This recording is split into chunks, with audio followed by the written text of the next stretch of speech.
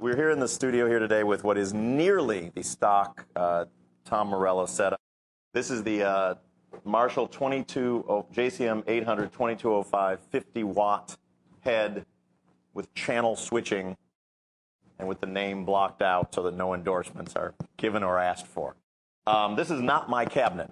Normally I have a 4x12 PV cabinet that I use that sounds like my sound. This is the cabinet they had here at the offices of Guitar World, which we're using today, which is going to sound pretty close, but it's not exactly what I use.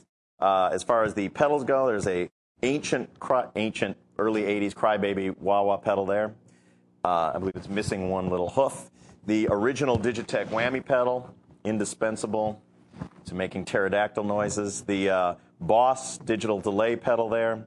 The DoD equalizer pedal, which is only used when I wish to go to 11. It's just flat across, as you can see, and then this goes up a little bit. It also has the sweat guard on it there. When I'm playing a rocking show in a hot venue, the pedals would sometimes short out, and you can't have that, so that's my tech, put a sweat guard on that for personal hygiene as well. And then the MXR Phase 90, which I really don't use for anything, but it sits there, and it's a beautiful orange pedal at the end of the line there. As far as guitars go, we've got two here today, but this is the Soul Power guitar, which has been my primary guitar for all of the Audioslave songs and concerts for songs that are tuned in regular 440. And for the drop D portion of our demonstrations today, we've got the new Gibson Les Paul that I've been using on the latest record, Revelations.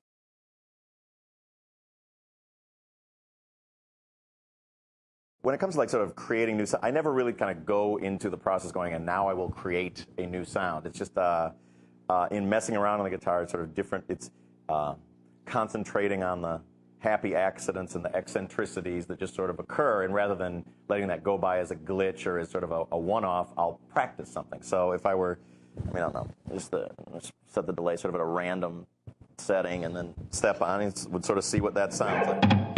Okay, that kind of has like sort of a slap-backy sound. So the first thing, and then it's just, I have a very, very simple setup, but by sort of manipulating in different ways, we can see what happens. So that's on kind of a slap-back delay. So what if we were to use the toggle switch with the slap-back delay? What might occur?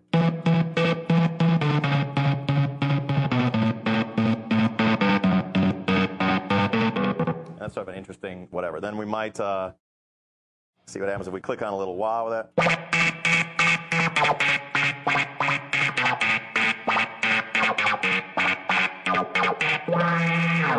Alrighty, that's something that could end up as music down the line. When I started using the toggle switch as a picking technique, it was on a guitar that had two volume knobs. One of them turned to 10, the other turned to 0, and by flicking between the two pickups, that caused the on-off switch. This one, this guitar was not designed with two volume knobs or a toggle switch, so I had this one put on. But it can work on any guitar that has two pickups and a volume knob for each pickup. So right. This one is customized, but you do not need a customized guitar in order to do the toggle switching.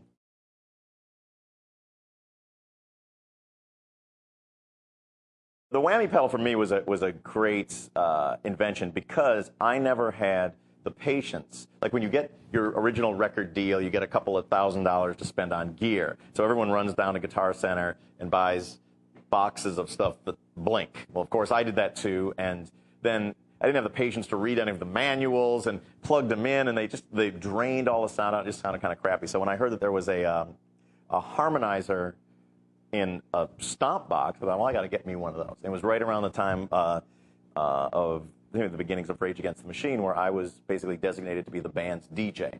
And I found with some very simple manipulations of a very simple pedal that all of a sudden the guitar, for me, was finding a lot of very new sonic possibilities.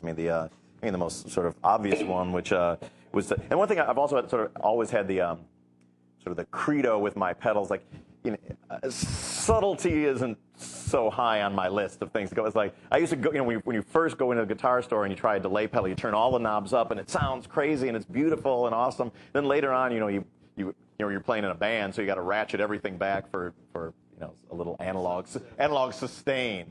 I always kept my mindset with the first trip to the guitar store to see how crazy it would get. And a lot of things with with the whammy pedal, it's the 2 octaves up help to really emulate that kind of Southern California gangster rap sound. And it's like, you know, Dr. Dre was very influential in.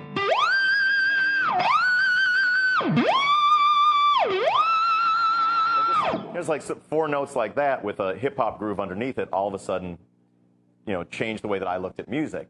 And I started studying very much more DJs rather than guitar players and trying to emulate those sounds.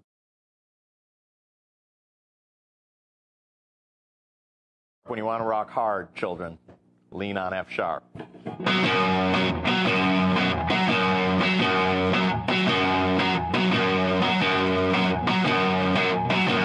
Just octaves on F sharp that just bounce the field. And then a little riff that goes.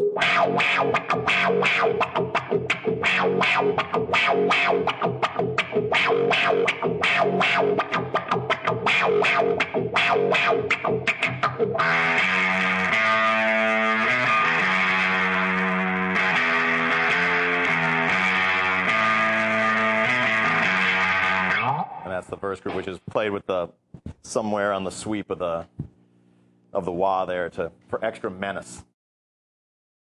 That was sort of like Ghetto Boys. That's what we were going for on that. It was sort of like a Ghetto Boys menacing Houston 6th Ward sound on that.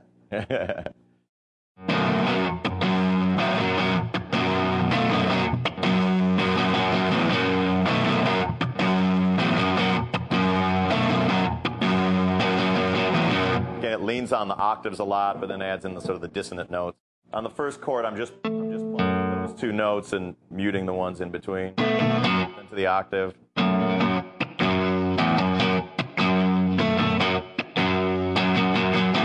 The A string's never played in that.